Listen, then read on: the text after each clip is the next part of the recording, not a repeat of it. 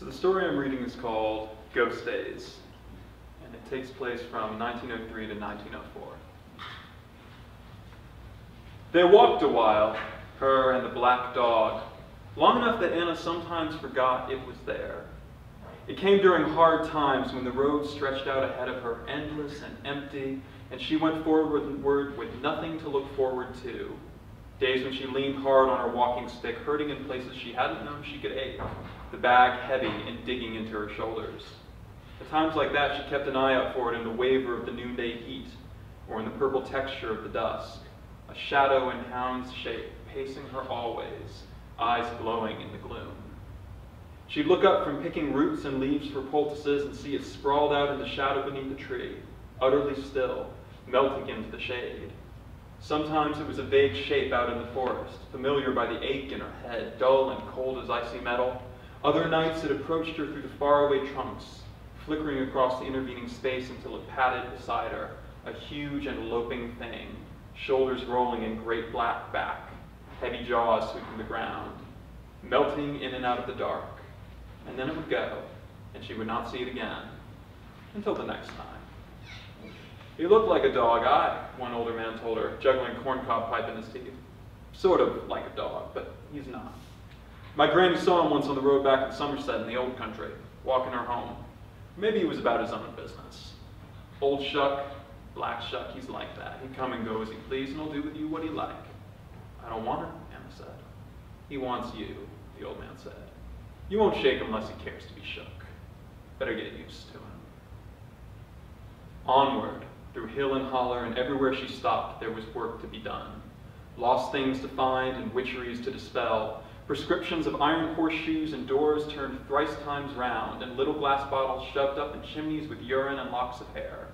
There were hags to break and spirits to bind, and horrors that crept out through the dark woods or down from the high mountains, killed and crept back, with nobody the wiser until they found the bones.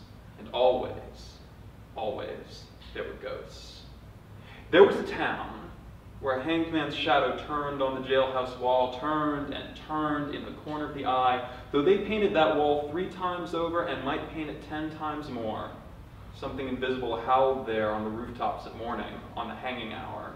Something peered and pressed from the other side of the mirror. She unwound it with time, an innocent man sent to the gallows for his lover's death, and the wealthy man responsible drinking himself to a slow demise.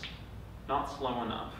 She hauled him out onto the main street of that mirrorless town as the hanged shadow drifted across the walls toward him, and a crowd screamed at her in fear and rage, and shrank from the mirror in her hand. There was a sun-drenched glen of azalea and laurel, carpets of fern and moss surrounding a deep pool beneath the waterfall. She stripped and washed her clothing, settling in the shallows and enjoying the warmth of the day on her back, the flutter of butterflies as they lapped salt from her coat, until a ghost appeared in the water, a naked woman pale as bone, with bruises all along her neck, foam like a white dress on her body, covering it, exposing it, covering it again, cold lips moving. The current snatched her words away. The light moved and the reflection splintered like she'd never been there at all, and the nuthatches in the trees called down, poor girl, oh, the wind and the rain."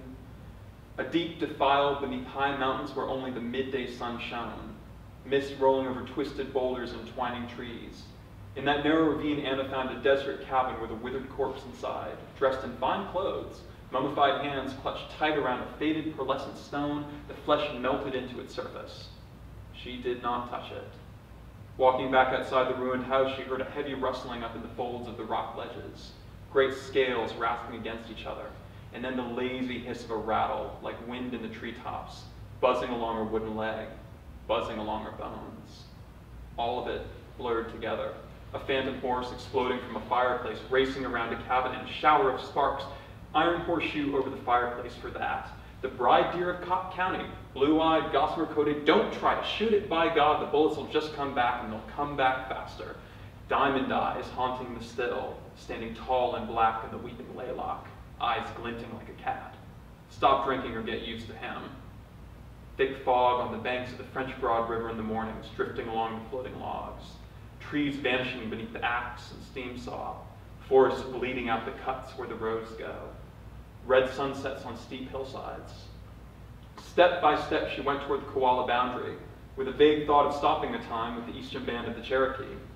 She did stay there a while, in a home beneath the hills, near where the creek flowed over the pebbles. An old medicine man listened, looked at her, and shook his head. "You were taught what you were taught," he said. "I hope it's of some use to you. But unless you're going to stay with us, do things the right way. There's things that's not proper you should know. Will you stop and learn the old knowledge, all of it? You want to beat the devil down, you want formulas. Will you stay here for the years it takes you to learn them? We don't do what you want to know how to do, sister. I think it's best you go your own way." There had been words said it was hard to take back. She left Cherokee Town and setting out again on her own, angry, so angry, swallowed up by the thing that urged her on, drove her to stand eye to eye with every horror she could find. And at night, on floors, in brush, in lean-tos, she dreamed of past faces and horrors that made her crash awake, cold and still and aching, but not dead, not yet. Anna and the black dog walked. Sometimes it led, ranging out in front of her until it dwindled at the end of the path, sometimes following and never far behind. She thought sometimes about a cold ball under the moon, the rumble and break of timber, a whisper of souls escaping into the breeze. "You owe me," she'd said, and wondered, as she thought of it, if she'd laid a debt on something by accident, a debt now being paid in ways she couldn't fathom. Or perhaps there was something in her that drew it out, a cold metal feeling in her head, the mornings when rising was almost more than she could bear. One day, she almost didn't get up at all. She was lying in a mountain field in springtime, inside a bowl-shaped valley surrounded on all sides by ridgelines. The world was too heavy, pressing down like a boot at her back, and the road was too long. A day and night she lay in the grass, like she might never move again. And then the black shuck was beside her, stretched out like it had always been there, shaggy and black and vague, as if she could blink it away, a waiting, intent feeling, like it was watching to see what she would do. "Go away," she said into the dirt. The great head cocked over her, long jaws opened.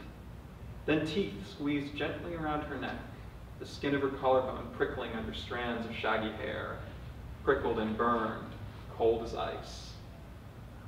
She dug her hands into the dirt and pushed herself up, slow. The jaws retreated as she did, teeth keeping their soft touch on her skin, till the great head nestled against her breast, twisted up against her.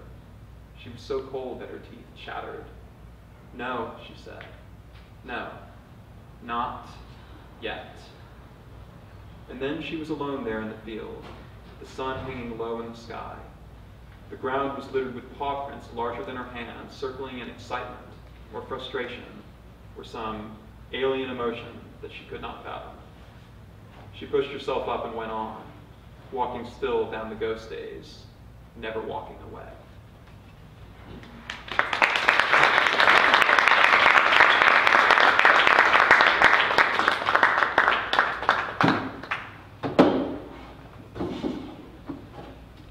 Thank you all so much.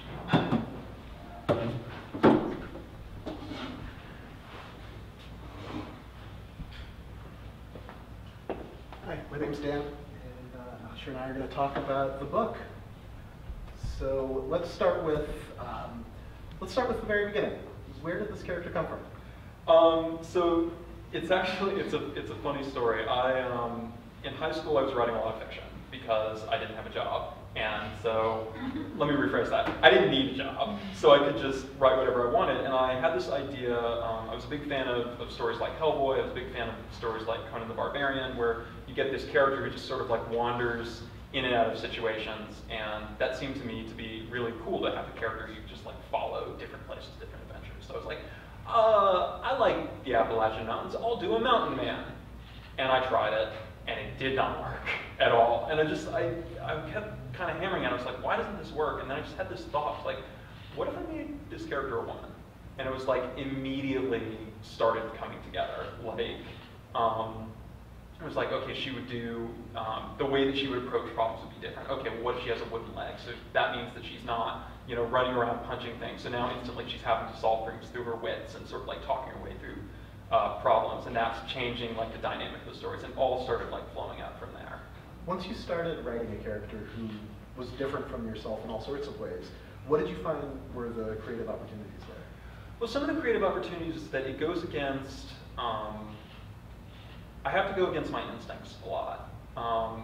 I don't get to solve a problem through, I love superhero comics. You know this about me, Dan. Big fan of superheroes. Superheroes solve problems by punching them.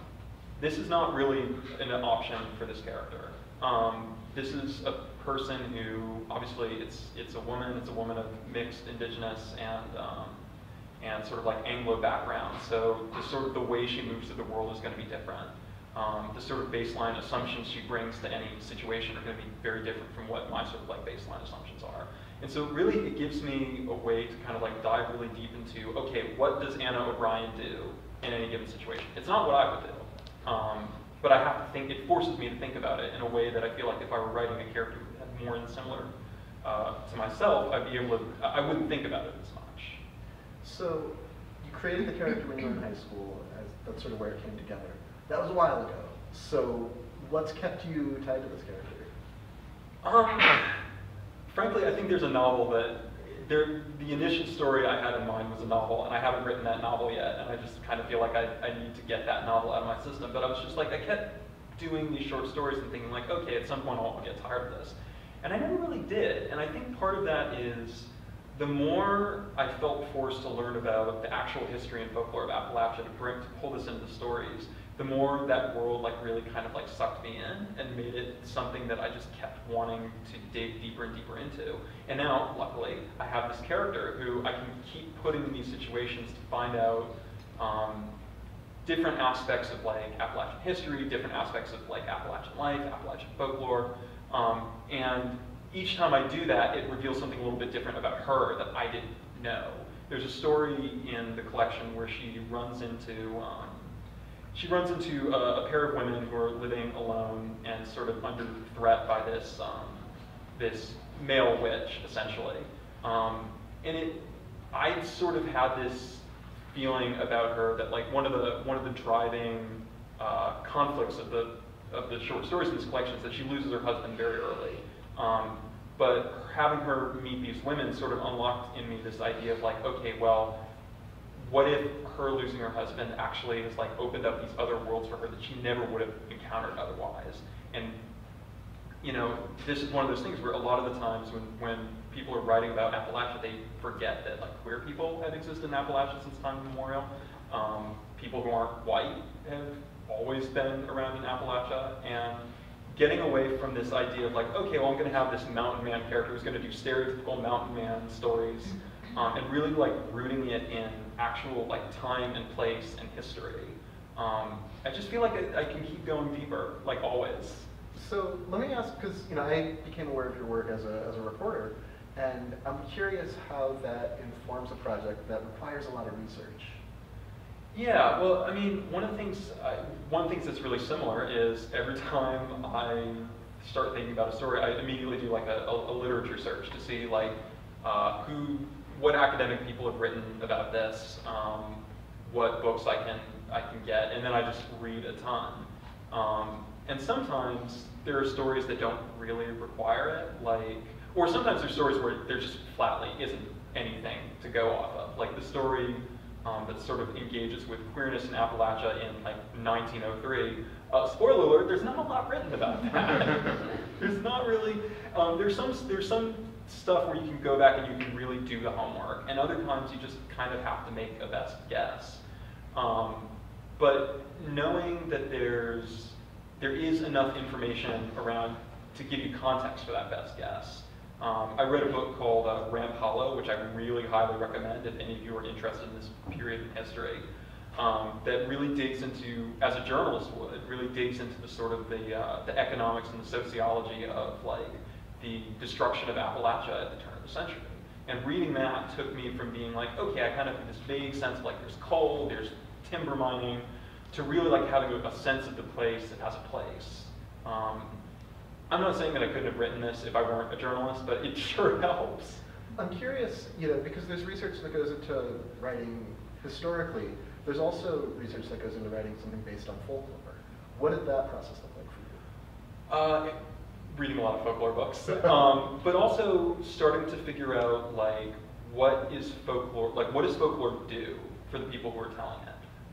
So like, there's a lot of urban fantasy where it's like, hey, we're in the city, but also there's the vampires. And I didn't really want to do that because it's just like, it doesn't, what do the vampires have to do with the city? I mean, are they like secret vampires and nobody knows about them except this one girl who knows a lot about them? Like, I just didn't want to do that. It's fine for what it is, but what I was thinking was, you read these folk tales and people are living in a world where the coal mining is happening and there are ghosts. And those are both the same thing. Those are both happening exactly on the same level. Like, maybe I haven't seen a ghost, but I know someone who has. And maybe I don't work in the mine, but I know somebody who does. And so as I'm going through and reading this folklore, like, some of it is more, you know, a lot of the more sort of like Cherokee folklore is not quite as lived in and present for the Anglos as it is obviously for the Cherokee who are still living in the mountains.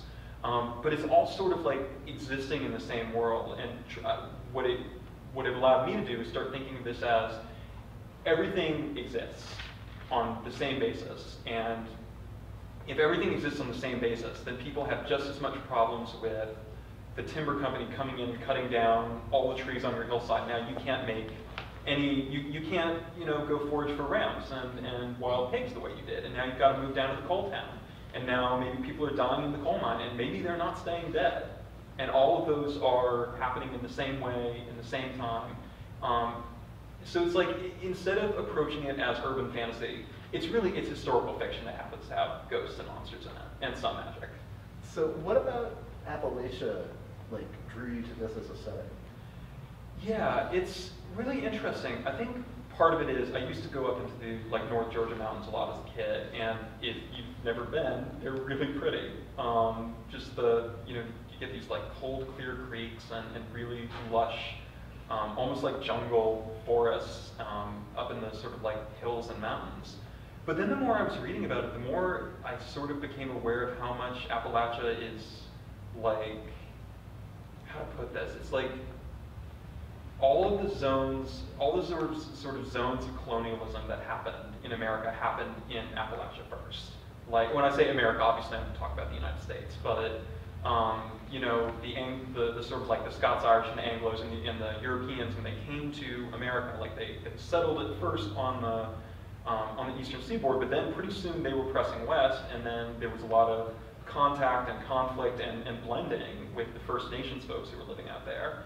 And then as soon as like America starts coming into being, like, they gotta go. They march out the Cherokee, they march out the Creek, they you know, deal them extremely dirty. And you would think, okay, well that's where that story ends. But then the same process starts happening to the white mountaineers who have moved into that space. It's that they then start getting sort of pathologized and in a sense almost like racialized. Like, they start being talked about as if they're not really white. Not white like we're white. And you know, they're just not using that land to its fullest extent. So it'd be great if they would go too, and then we can start cutting down the timber and getting at the coal, and like the degree to which Appalachia got colonized like several times over in a way that the rest of America got colonized a couple of times, but Appalachia keeps getting colonized. Like, it's colonized by the Europeans, and then it's colonized by the East Coast Europeans, and then it's colonized by the companies, and then it stays colonized by the companies until basically the present day. I want to ask about that, because Appalachia is a part of the country that factors into our national dialogue in really weird ways, where you have presidential candidates who are talking about, you know, coal miners, like that's a vital part of life. Is that something that you wanted to reflect with this book at all? So actually, coal mining doesn't come up in this book so much. This is something that I learned as I was doing research, was we always think about Appalachia, extractive industries, coal mining. But coal mining wasn't the big thing in southern Appalachia at the time when this book is set, which is very much like 1900s, turn of the century. The big thing is timber, because it used to be, and again, this isn't something that I knew, but if you had gone walking in those forests at the end of the 1800s, you would have seen trees almost as large as the redwoods. Just massive, massive trees. All of them are gone, except for if you ever make it up to the Joyce Kilmer Oates Memorial Forest, you can see like the last tiny scrap of those forests remains. But the companies came in and they tore all of that down. All the roads that went in that ultimately got used for coal mines were originally timber roads. A presence in the book. It will be a presence in later stories, assuming I ever carve out the time to write more stories. But really, it doesn't matter because extractive industries are extractive industries. And one of the things that extractive industries do is that they force the people who are most affected by them to take part in them because they destroy any other opportunity there might be for any other alternate form of lifestyle. There were plenty of people in the Appalachians who were getting by just fine on like smallhold subsistence farming. And then suddenly, you can't do that anymore because the entire ecological base you relied on to get you through if your crops didn't come up just right every single time is gone. And now you have to start cutting down trees, which is forcing that problem onto the people whose trees have not yet been cut down. And the thing rolls and rolls and spirals and spirals and spirals until suddenly everyone's living in the company town and using company money. And how the fuck did we get here? But how do you get back? The book is really specific about when things take place. It's not just, this is another Anna O'Brien story. This is an Anna O'Brien story set in 1904 and 1905. What does time mean in this world? Like, what are you able to reflect with that? So there's a couple of things. One is initially when I was thinking of the stories, the first story in the collection, Want This Mask, was initially written as a very sort of like, this happened long ago. And it stayed that way for a while. And then I was like, if I'm treating this as historical fiction, 1905 is not the same as 1901 in Appalachia. It's not really the same as 1901 anywhere. Like, time moves, things change, people change. And when I figured out that this was not a collection of unrelated Anna O'Brien stories, that it sketches out an arc of this woman who starts out not part of the sort of supernatural world at all, but very part of like the Appalachian world, and then sort of traces her sort of losing so much and at the same time starting coming to her own, and yet still carrying that burden for a while until she, at the end of the book, spoiler alert, like she reaches some peace with who she is and what she's doing. It's just sort of felt like it made sense to like say, actually no, this takes place at a certain time in her life, in sort of the life of the nation. And then if I'm doing that, it forces me, I can't fudge things, I can't say, this happened once upon a time. And does it really mean that like were the timber companies really here? Who knows? No, I have to know, were they here? And I think that like concreteness really gives you a chance to treat the supernatural aspects as more sort of believable. Not in the sense of like, oh, if you believe that ecological damage happened, you'll believe in ghosts. But if the ecological damage is treated seriously and the ghosts are treated seriously, hopefully, as I said, like they will all feel like they belong to the same world together. The book is illustrated. That's not, every book isn't illustrated. This one They should be, though. Well, tell me about that. Well, so really what happened was, there's this artist that I got to know on Twitter, Twitter does sometimes bring like acceptable things into your life. But her name is Tiffany Terrell, and she's currently doing covers for some of the DC Vertigo books. She was a concept artist for many years, and we just struck up a conversation about socialism, and we just got to know each other, and I love her art. I think she just like, sometimes you look at art and you're like, that is exactly what I'm trying to capture. And I do art myself, and there are some of the sort of development sketches are in the back of the book, but I always knew I didn't actually want to illustrate this because I have, I would say, a pretty keen sense of my own artistic skill, and you hire good help for a reason. But I was just like, Tiffany and I were just talking, I was like, hey, can I commission you to do a cover? Because I knew that I wanted to do the book, and I felt like if I didn't lay down some money to get a cover, then I wasn't going to do it. So I wanted to like sort of stake myself into doing it. And she was like, yeah, send me a story. And then she sent me back an email like all caps, I love this, I want more of this. And I was like, great, do you want to do more? Do you want to do more art? And so that's when we started talking about doing a Kickstarter together. And the Kickstarter was doing well enough that I eventually, like, initially it was going to be, I forget what the exact number was, but it was going to be like one illustration per story. And then the Kickstarter did so well, partially thanks to like help from people like Stellar in getting the word out, that I was just like, why don't we do, for the long stories, why don't we do, like, throw another illustration there? And I'm really glad we did, because some of the extra illustrations that got like unlocked are like my favorite illustrations of the book. And I think it adds something too. I think it's one of the things that I remember really liking about picking up a book of short stories is, you know, I'm fine reading a book that is all text. Most of the books I read are all text. But illustration, something that you can really pore over and really sort of, one of the things they force you to do is they force you to kind of stop. And not stop in a way you're like, that doesn't make sense, but like stop in a way where you're like, oh, that's really nice. Oh, now I'm like, this is giving me a sense of like what, it's like a guide to the imagination, I think. And also I like pictures. I like pictures in books. I think more books should have pictures.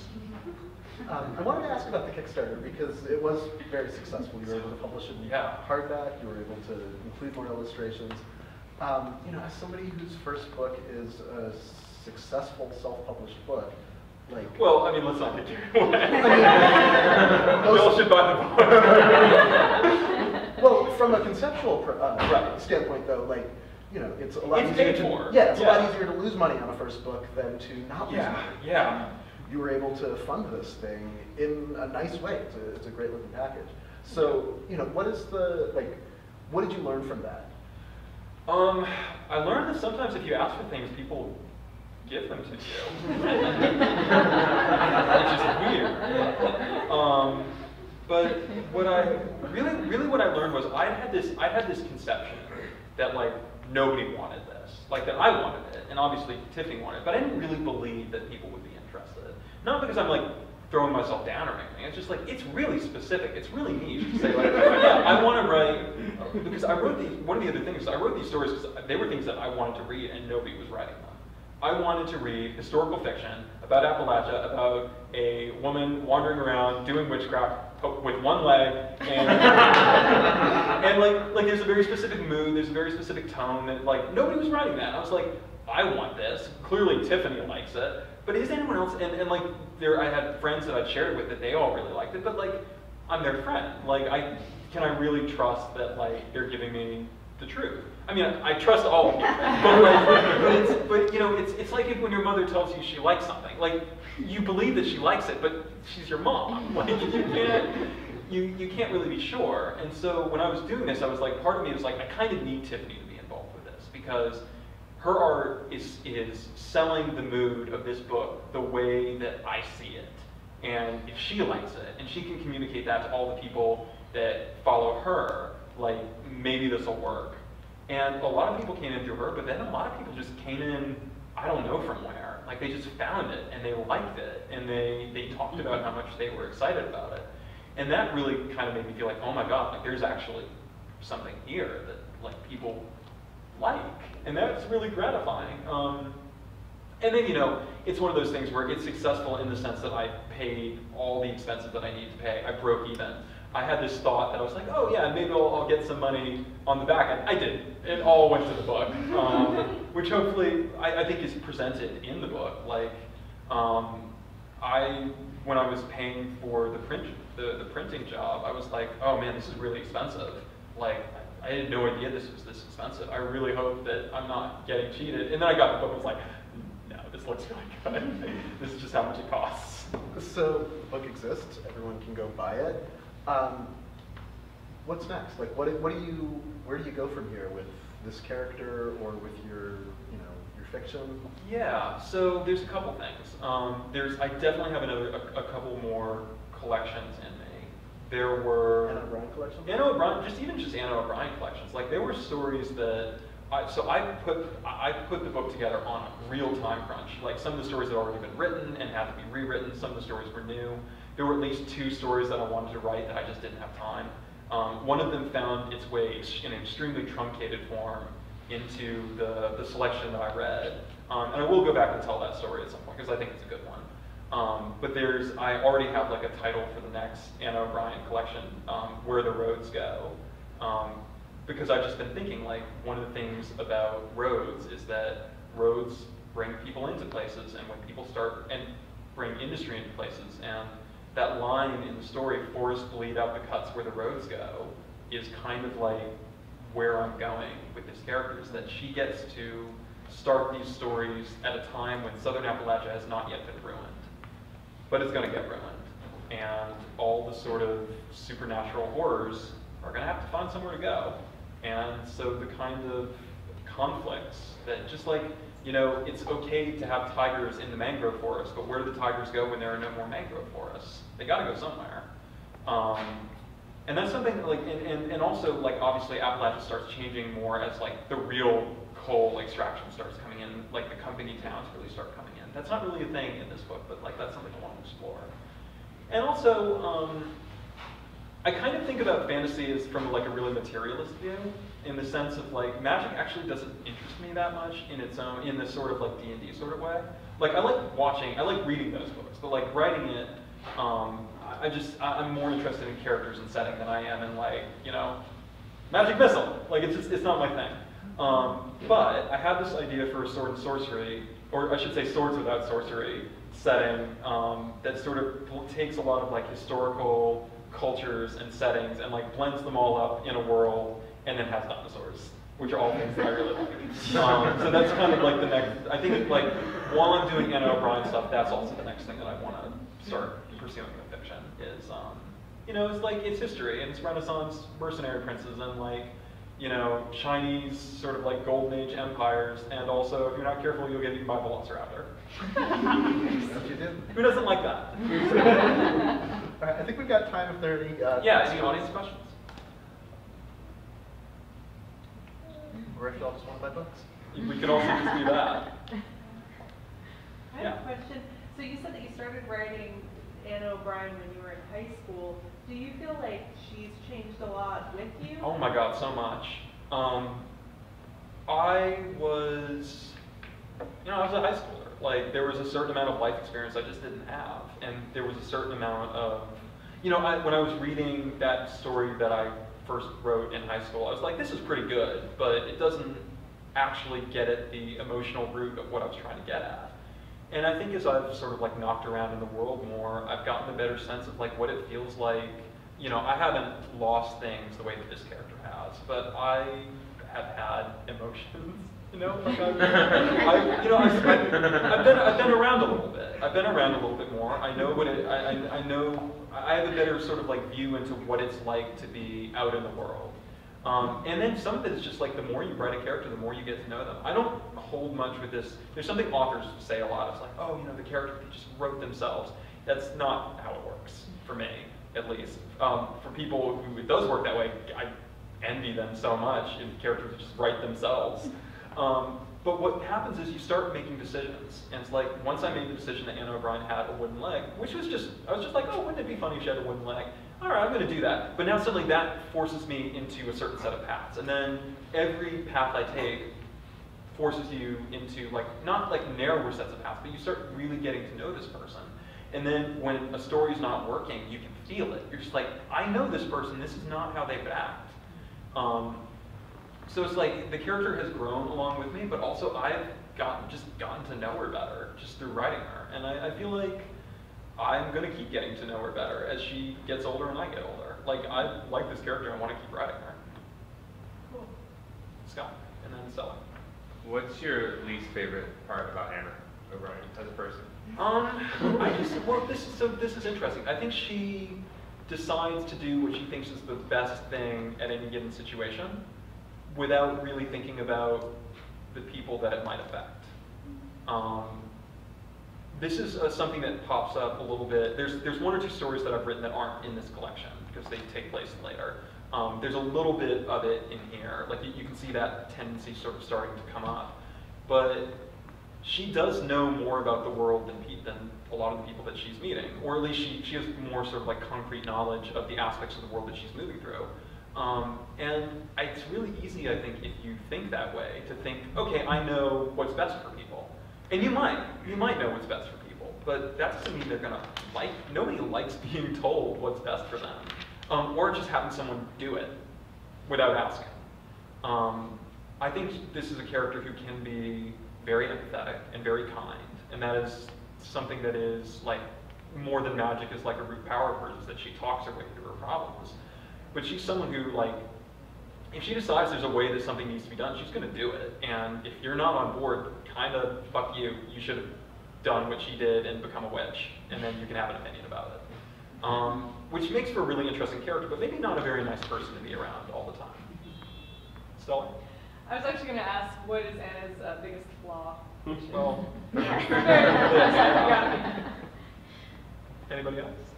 Yeah.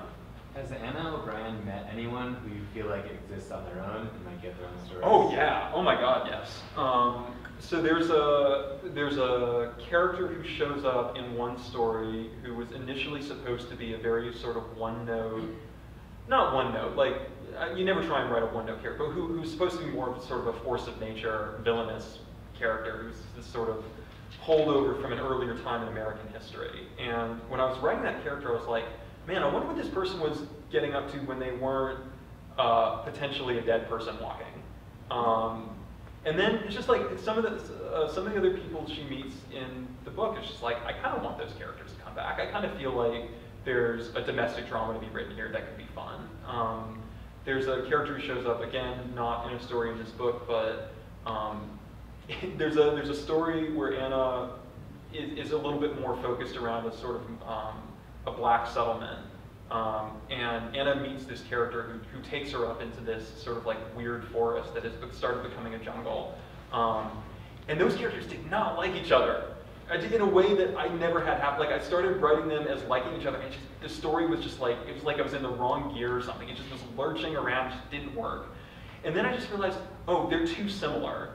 Like they're too similar. They wouldn't like each other at all. And then once I like realized that, the story started flowing, and now I kind of want to write more. Like that story sort of became the origin story of this other character getting her eyes open to this world. And now like I could go back to that character and write stories about Sari Moore, who is the sort of the witch of I forget where it was, but it's like the Uori Mountains. Like Anna's gone, but this character's still around, and she's different enough, and she's from a different enough background that I think she could totally hold down stories of her own, and she might.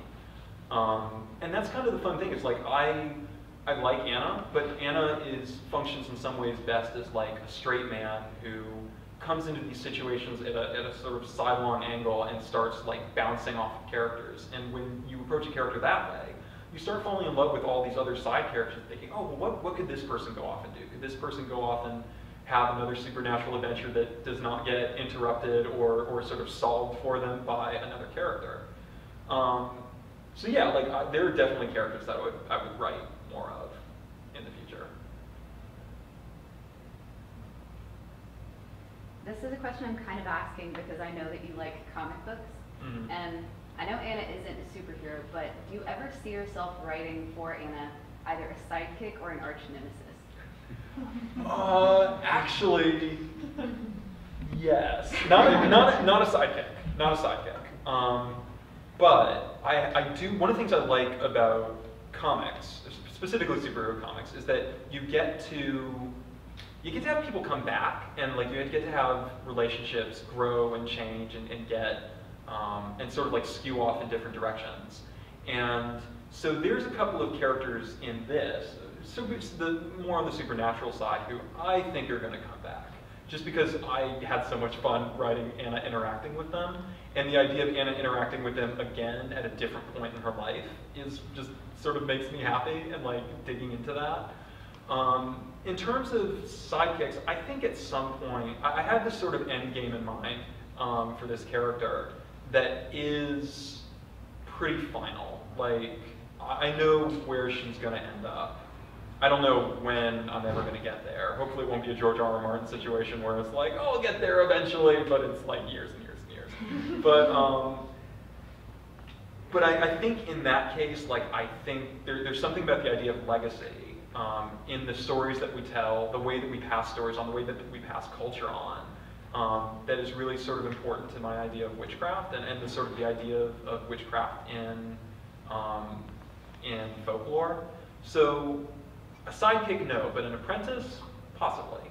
But that's down the line quite a ways. I think we've got time for like one or two more questions, if anyone's got one. I hope this doesn't come out as a weird question. How dare you? What other book would you recommend? No, that's a great question. So I can think of two. One I already mentioned, Ramp Hollow, I really cannot recommend highly enough. It's nonfiction, but it's very well written, it's very clearly written. and it really sort of digs more into the world that I'm writing about. The other one is, I would be very remiss if I didn't mention Manly Wade Wellman's Silver John stories, which are, it's weird to call them an inspiration because I always heard about them before I read them, and I've written most of these stories before I actually sat down and read them. But his approach is he also does the sort of like basically it's Johnny Cash wandering around the Appalachians fighting ghosts, which if that sounds like your shit, it is. It's great.